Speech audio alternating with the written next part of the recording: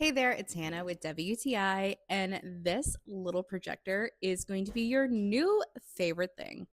The Cube One from Wanbo is the best mini projector for home entertainment. It is so portable and smart with a Android TV built in. It has a 360-degree adjustable projector, so it works on your walls and even the ceiling. This mini projector supports 1080p, perfect for movies and streaming. No laptop, no Fire Stick needed. It is a true Android TV projector, so you can use your favorite streaming services.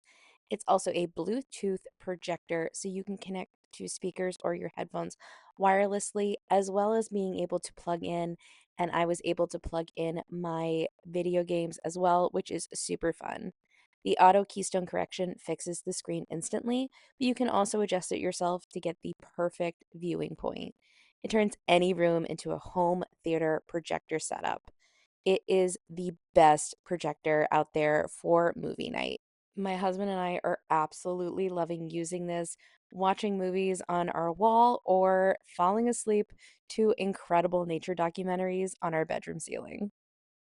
If your big screen isn't big enough for you, you're going to love this projector. It works so incredibly, and I'm obsessed with it.